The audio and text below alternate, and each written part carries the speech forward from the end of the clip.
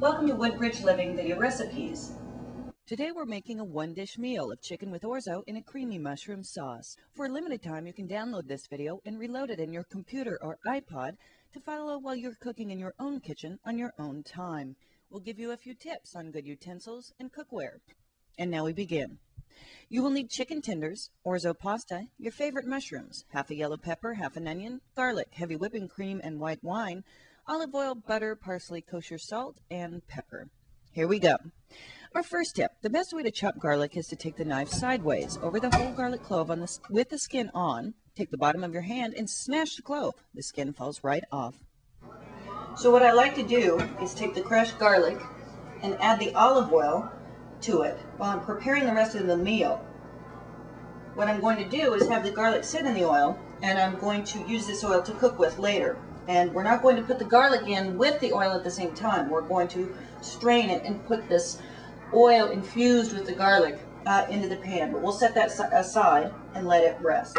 I love mushrooms, so I use two different kinds. Here, the shiitake and the button mushroom. Chop them finely and set them aside. Now we chop our yellow peppers. I like to do it in cubes. Fresh parsley is so wonderful and adds nice color to the dish.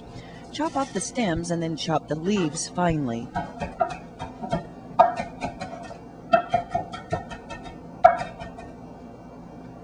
So I'm going to take my garlic infused olive oil and pour it right into the pan. I don't want the garlic to go in the pan yet because garlic burns very easily, so that's what you want that to be one of the last things that you put into the dish.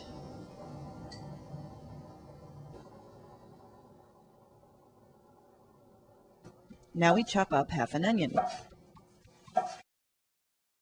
Now we're going to prepare our chicken tenderloins. Okay, so what I'm doing is putting the coarse kosher salt, spreading it evenly throughout the sliced chicken tenderloins. Little salt, a little pepper. Using peppercorns in a handy grinder is always best. It's always the most flavorful. The other things that I like to add are a little ground savory,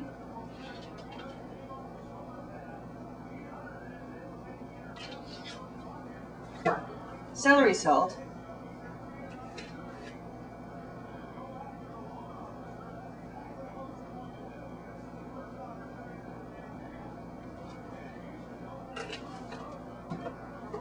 and Italian seasoning. Now, fresh is always best, but dried is just fine. It's a collection of oregano, tarragon, and basil. Voila. I'm going to put a pat of butter in here too. 1/4 of a lemon, freshly squeezed. Then we're going to take a pat of butter and throw that in as well. We're going to turn the heat on high.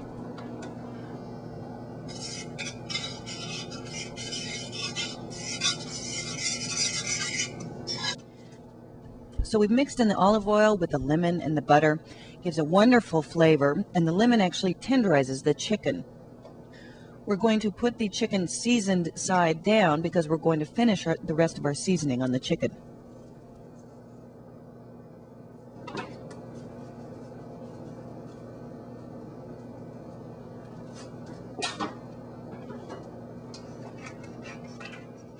Chicken cooks fairly quickly. You're only going to need about 2 minutes on each side. And know that chicken continues to cook even after you take it off the heat.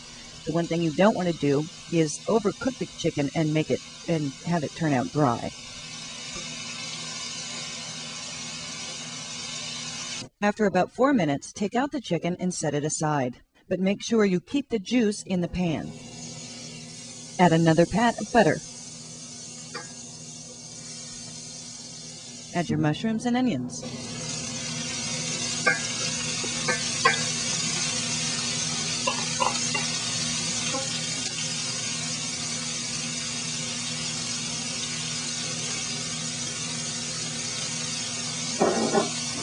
Pepper.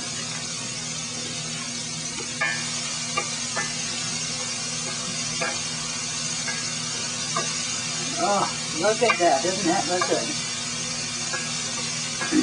Now add your yellow pepper. So you want to take a wine. You don't want to put any wine in there that you wouldn't drink otherwise. So pour it in. For those of you who do not drink, don't worry about it. The alcohol part of the wine actually evaporates. What we want to do is let that simmer for at least 10 minutes until everything is tender and soft. The wooden spoon with the square end is wonderful for deglazing the pan with wine. So just move all around and make sure, because all of those flavors at the bottom of the pan actually, all the things that stick at the bottom of the pan actually adds wonderful flavor. So you want to make sure that the wine picks up all of the flavors from the bottom of the pan and infuses that flavor into the mushrooms and peppers. Now we turn down our heat. Now we add our parsley. So you don't need to use the whole, just enough to sprinkle. Just enough to kind of fill the pan and give it nice color. You don't want to overdo it with the parsley. And we also have the rest of our olive oil with the garlic that we cut up earlier. So now we can put the garlic in because it won't burn. Mix that all around. Oh, if you could smell this. Oh, it's fabulous.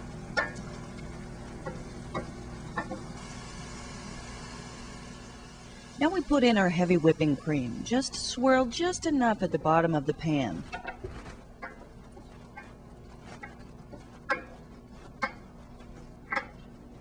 Take the cooked chicken tenderloins and chop them up into cubes. Then we'll add them to our sauce.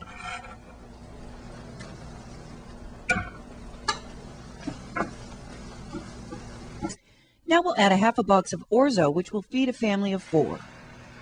The orzo box says to add 4 quarts of water. I suggest 4 or 5 cups of water because I want to keep the remaining water and not drain it. See how there's very little water in the pan? We've cooked almost all of the water has been absorbed by the orzo. And that's right about where we want it to be able to mix it in with our sauce. This water that's left is actually quite starchy and adds to the creaminess of the dish without adding extra calories.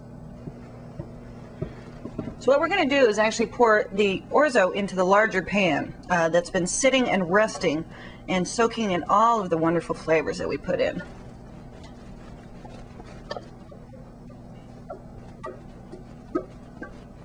What we're going to do is let this sit and let all of the flavors get soaked into the orzo.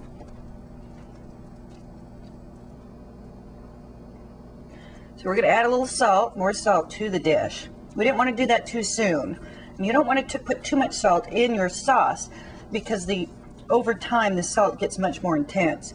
So what we're doing now is just salting it to taste. A little more pepper.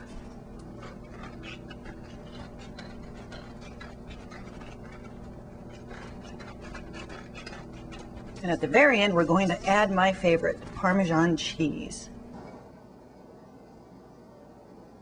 So here's our freshly grated Parmesan cheese and a little parsley for color. Voila! Here's our chicken orzo with our creamy mushroom sauce, a one-dish meal that takes 20 minutes or less to make. Enjoy!